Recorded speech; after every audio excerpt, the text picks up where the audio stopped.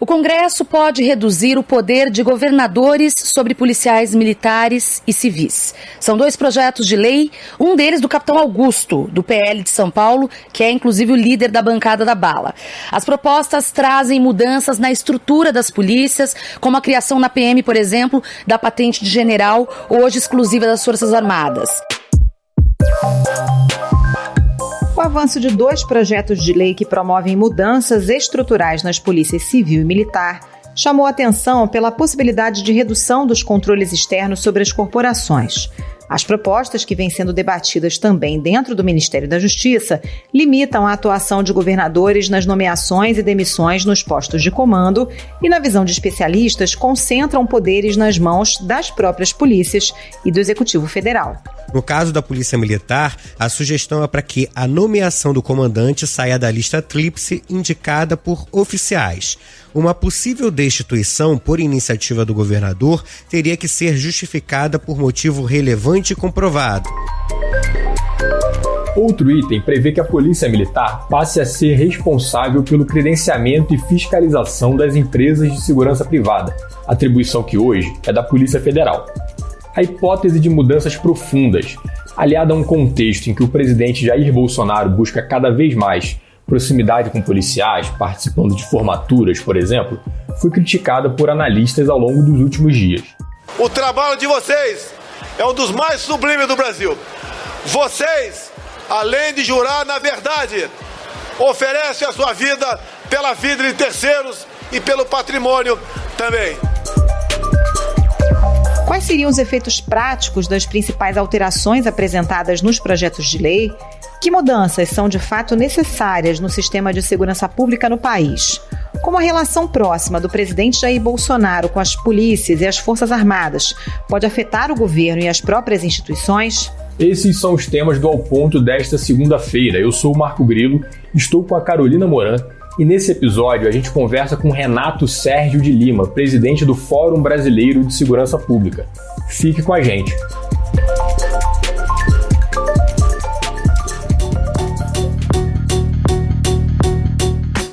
Renato Sérgio de Lima, presidente do Fórum Brasileiro de Segurança Pública, obrigado pela presença aqui no Ao Ponto.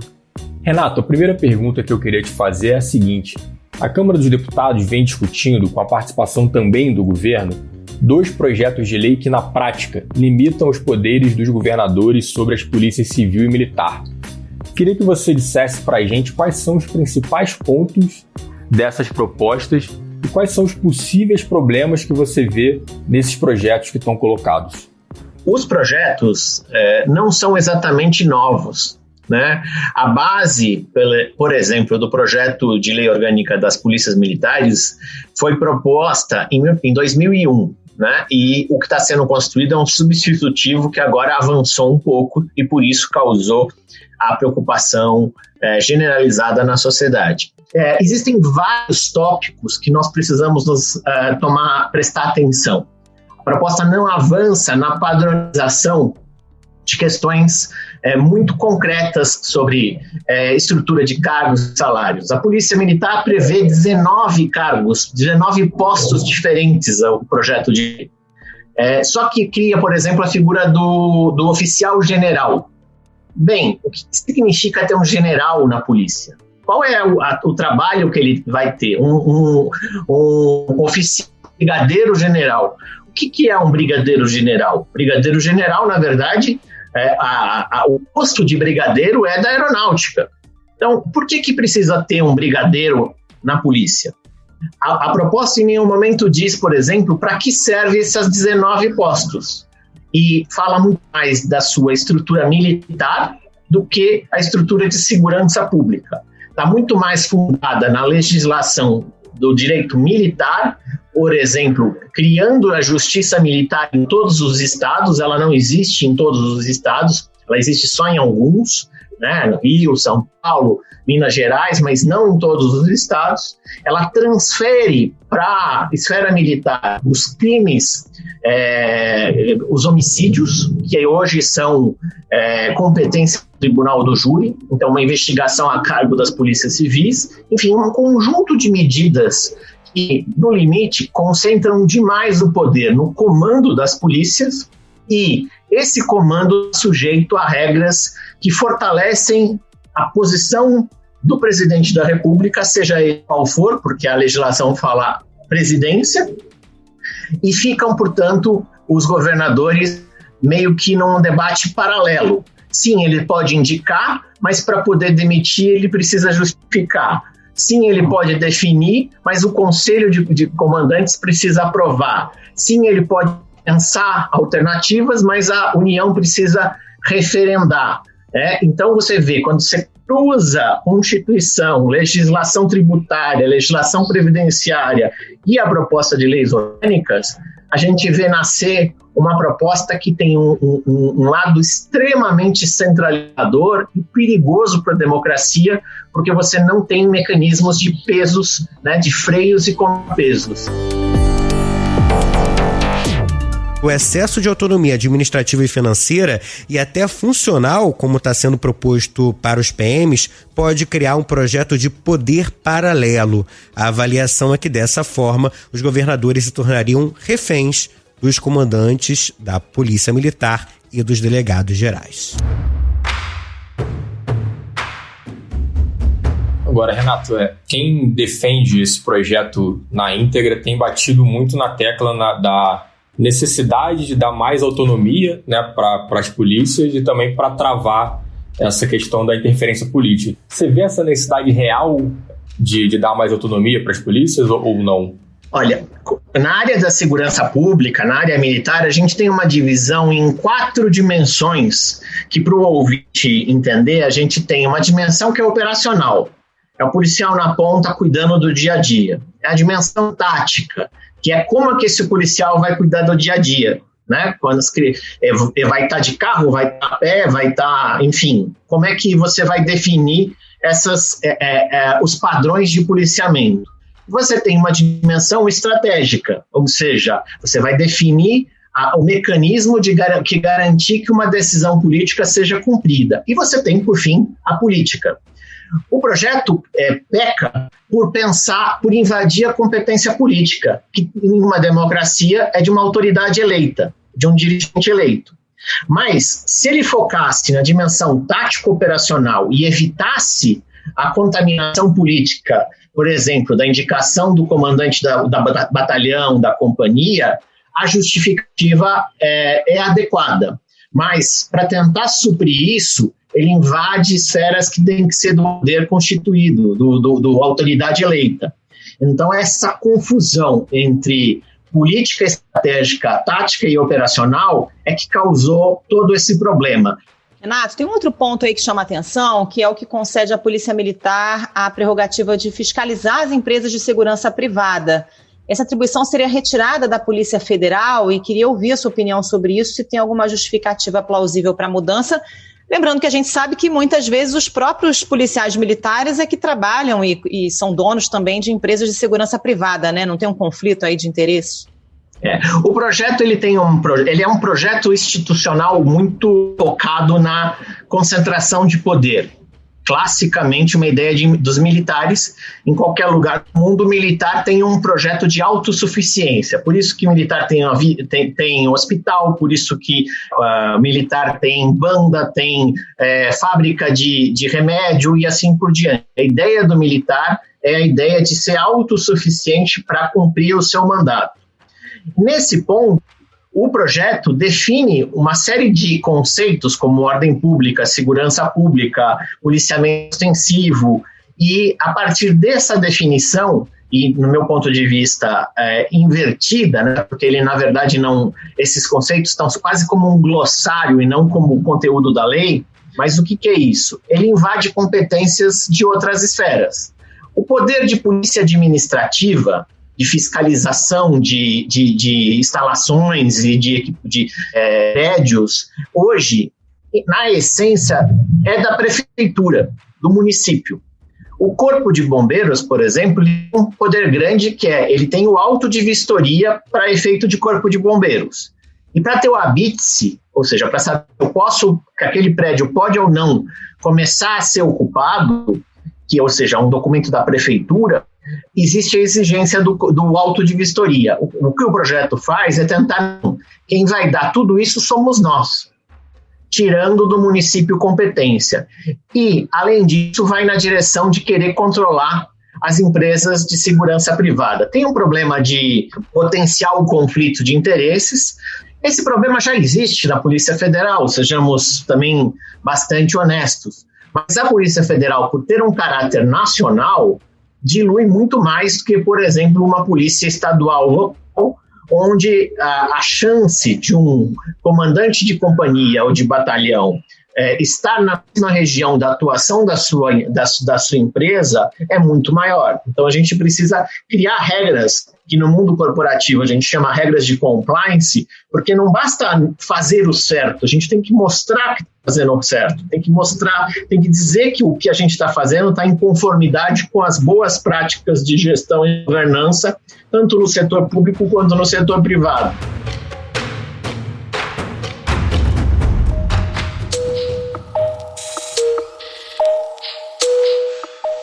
Aproveitando esse gancho da segurança pública, uma coisa que você costuma falar em entrevistas, em artigos, é a importância de regulamentação, né, da segurança pública. Que mecanismos seriam esses, Renato, e por que eles são necessários, na sua opinião? Depois de muitos anos, em 2018, nós aprovamos o SUSP, Sistema Único de Segurança Pública, muito aquém de uma proposta de reforma policial. Uma característica da América Latina, de todos os países da América Latina, que nós temos ciclos inconclusos de reforma das polícias. Não à toa, esse temor político, por exemplo, acaba deu, por exemplo, o debate sobre a lei orgânica, porque na Bolívia foi uma rebelião do grupo de elite lá, equivalente ao BOP, a Rota, que deu origem ao problema. Na Venezuela, a concentração de poderes da presidência, um pouco como o projeto está propondo. Na Colômbia, no México, no Chile e, por exemplo, aqui no Brasil, no Ceará, isso é uma questão importante. Então, mais do que nacionalizar, mais do que você dar autonomia, na segurança pública você precisa ter o quê? Cada um no seu quadrado, com regras muito claras, mas com regras e mecanismos de governança. O que é isso? Mecanismos de coordenação. Por exemplo, hoje eu não tenho padrões mínimos de uso da força, eu não tenho nacionais. Eu não tenho, por exemplo, transparência sobre os protocolos operacionais padrão, os POPs. Então, a Polícia Militar do Rio de Janeiro tem uma política que cada batalhão tem o seu próprio POP. Esse POP é secreto, em geral. O mesmo ocorre em São Paulo, o mesmo ocorre em vários lugares. Se o procedimento operacional padrão, a lei orgânica, por exemplo, poderia dizer o seguinte: uma das funções centrais da polícia é gerar confiança, né? Servir e proteger, que é o grande lema das polícias. Então, como é que eu protejo? Gerando confiança. Gerar confiança significa que quando eu tenho uma blitz no Rio de Janeiro e que o policial vai parar você sabe exatamente o que o policial vai fazer e não vai achar que ele está fazendo aquilo porque ele está querendo corrupção, se ele vai querer alguma caixinha. Então, ele vai seguir determinados protocolos, ele vai pedir determinados documentos, ele vai pedir para você esperar de certa forma e assim por diante. Só que aqui, no Brasil, no Rio, em São Paulo, em vários lugares, é secreto. Então, a população nunca sabe se o comportamento do policial que parou é um comportamento autorizado pela norma ou vedado pela norma. Porque se fosse vedado, eu teria como fazer mecanismos de accountability, de controle. Então, eu poderia reclamar desse policial.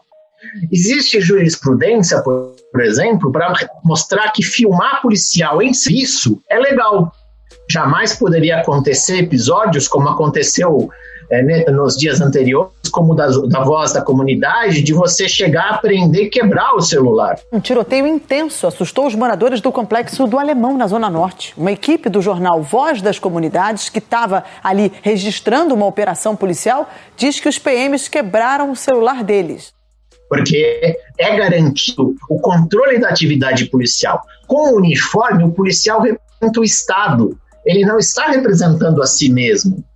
E isso tem uma série de documentos de jurisprudência, inclusive de diálogos nos tribunais brasileiros. Mas quando não tenho transparência, quando eu não mostro, que a população não sabe que eu posso filmar assim, que eu posso, o policial que me parar vai poder pedir esse documento, vai poder pedir para eu sair do carro, vai poder fazer certos comandos, o que acontece? Tudo vira, de certa forma, opaco e sujeito à discricionariedade da relação ali, da interação do momento. Isso gera problemas. O novo modelo é defendido por aliados do governo federal, do governo Jair Bolsonaro, no momento em que ele busca alavancar sua popularidade na segunda metade do mandato.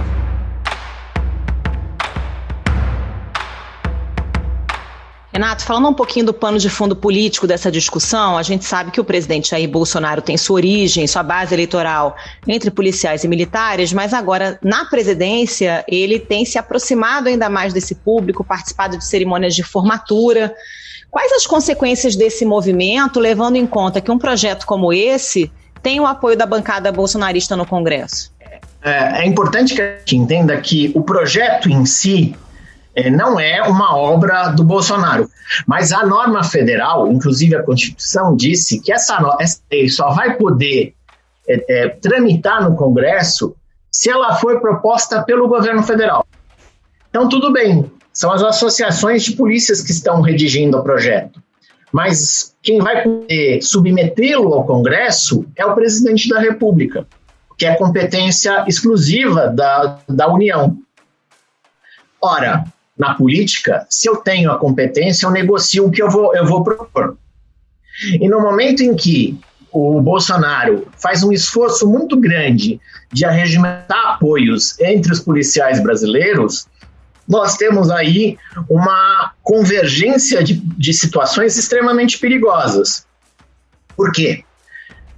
No mundo todo, várias pesquisas já mostraram que policiais, em geral, numa média de mais ou menos 80% das forças policiais, são mais adeptos do mundo conservador. Um líder populista, um líder que exacerba o discurso autoritário, vem e se apropria desse discurso conservador de ordem, que é algo inerente ao debate político, e começa a promover discursos antidemocráticos, como o Bolsonaro tem feito. Eu estou aqui porque acredito em vocês. Vocês estão aqui porque acreditam no Brasil. Mais do que isso, nós temos no Brasil cerca de 6 milhões de policiais e membros das Forças Armadas da ativa e da reserva. A relação entre a população é uma das maiores do mundo. A gente tem 6 milhões de pessoas entre militares das Forças Armadas, das polícias militares, policiais civis, penais e assim por diante. Se a gente pegar que uma família, segundo o IBGE, tem cerca de 3,7 integrantes, como média, né? Porque não existe 3,7 pessoas, mas é a média. A família policial militar tem 18 milhões de pessoas. Cerca de 9% da população brasileira está diretamente ligada ao mundo da segurança pública. Então, é esse público que o Bolsonaro está tentando cooptar para o seu projeto. E é esse público que, de certa forma, além, claro, da população como um todo, é esse público que o Bolsonaro está indo lá na fatura, ele está indo tentar mostrar que ele está do lado deles, que, em geral, eles são incompreendidos, que a sociedade e a imprensa estão cobrando que os policiais ajam de uma forma, mas por que ninguém vai subir o morro com um fuzil apontado? É o discurso autoritário de sempre. Só que o que a gente tem que mostrar é que não. Quando a gente pega os números, por exemplo, dos 2 anos de governo Bolsonaro, primeiro que o crime voltou a crescer.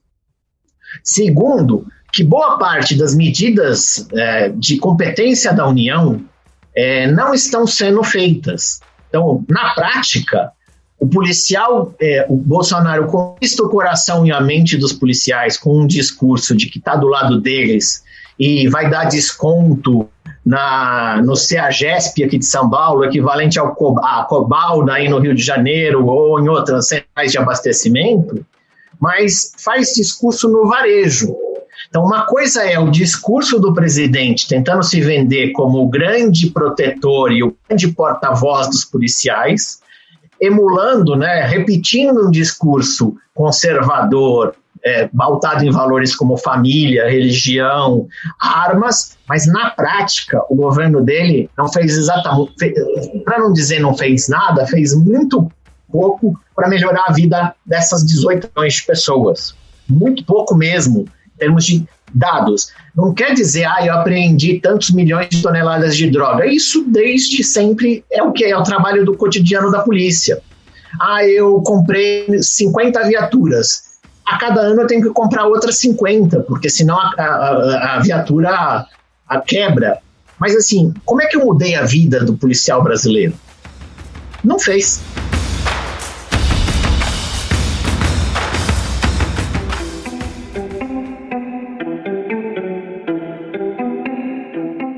Falando agora, Renato, sobre a presença de militares das Forças Armadas aí em postos do governo.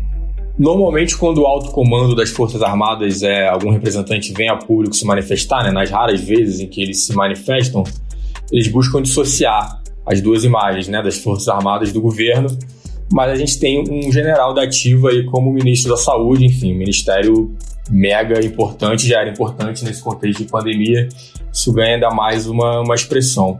E queria te fazer algumas perguntas dentro desse tema. Como é que você analisa essa relação e se a presença por si só de um militar no ministério é um problema para você ou se isso, enfim, em alguma circunstância isso pode ser benéfico?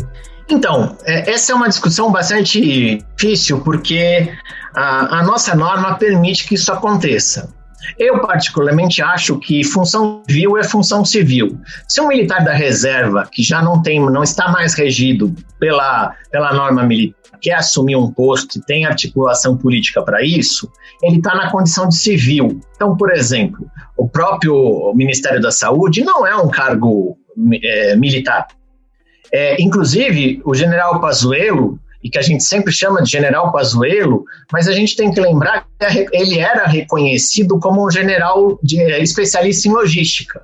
E tudo o que a gente pode dizer da Covid é que falta logística, é só a gente olhar a crise dos cilindros de oxigênio em Manaus. Porque você não tendo coordenação federativa, as situações limites se agravam. Então, os problemas da segurança pública no Rio se agravam, os problemas da Covid no Amazonas vão se agravar, então falta coordenação. O ministro Pazuello, ele está sendo criticado pelo próprio governo, por integrantes do governo, auxiliares presidenciais, além de políticos e generais da ativa. E desde o começo, militares, eles pressionaram o Pazuello para ele passar para a reserva para não misturar a imagem do Exército com a gestão dele, que não é bem avaliada, como a gente sabe, à frente do Ministério da Saúde em meio à pandemia do coronavírus. Fazer logística de uma força armada é uma coisa. Fazer logística de vacinar 210 milhões de pessoas, fazer logística de comprar previamente vacinas, porque o mundo todo fez isso, e concorrer para vacinar em relação a 7 bilhões de pessoas, é outra coisa. A gente também tem que tirar a ideia de que recorrer às Forças Armadas é porque vamos recorrer a gente que não vai se corromper, vamos recorrer a gente que, de certa forma, vai ter competência, que vai ter um nível de qualificação muito superior. Não é verdade. Porque senão a gente cria uma ilusão de achar que os militares vão resolver o problema do país.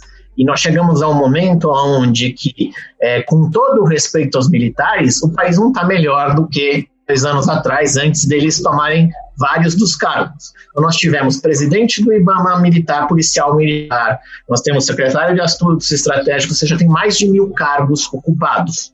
E isso, do meu ponto de vista, não necessariamente significa mais eficiência, mas aumenta os riscos de imagem e reputacionais das próprias forças. Porque uma coisa sou eu, policial, sou eu, militar. Se eu estou na reserva, eu tenho o direito de fazer parte da vida civil do país. Se eu deveria ter regras que me impedissem se eu estou da ativa para alguns cargos. Mas o problema é que a minha decisão de ocupar um cargo e levar junto o meu título, capitão, coronel, general, leva junto a reputação da força que eu participava. Quanto mais a gente precisa, aí sim, garantir que militares sejam militares, civis sejam militares. Puxando de volta um argumento, Grilo, que acho que é importante, eu acho que essa é uma das questões mais problemáticas do PL e das polícias militares, porque ela quer viver o melhor dos mundos, num corporativismo muitas vezes pouco discreto, que ele quer ser militar e ter todos os benefícios de ser militar, e o projeto quer ter todos os benefícios de ser carreira jurídica, ou seja, mesmos benefícios, salários de promotores e juízes. É o melhor de todos os mundos. Ela seria a única instituição que viveria o cenário perfeito de não precisar de ter todas as prerrogativas possíveis. Isso não existe em nenhum lugar do mundo, não é só no Brasil. A gente precisa fugir com esse corporativismo e a gente precisa dizer que as instituições são mais do que os indivíduos. E os indivíduos precisam estarem sujeitos a regras muito claras, porque as instituições são permanentes. E do jeito que está acontecendo, essas instituições é que estão sendo comprometidas, não os indivíduos. Porque os indivíduos têm interesses políticos legítimos, são indivíduos.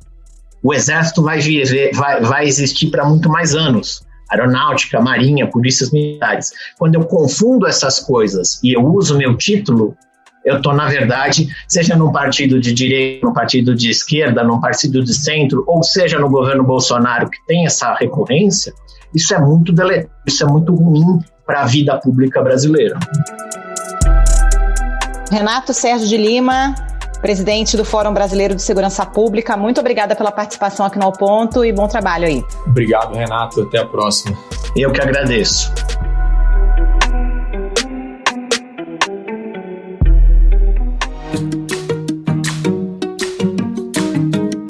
Esse foi o Ponto de hoje, o podcast diário da redação do Globo. Nessa conversa a gente conta com a participação de toda a equipe do jornal, as mesmas pessoas que levam até você informação e análise de qualidade todos os dias. Quer saber mais? Assine o Globo. Acesse assineoglobo.com.br e confira todas as notícias e reportagens especiais.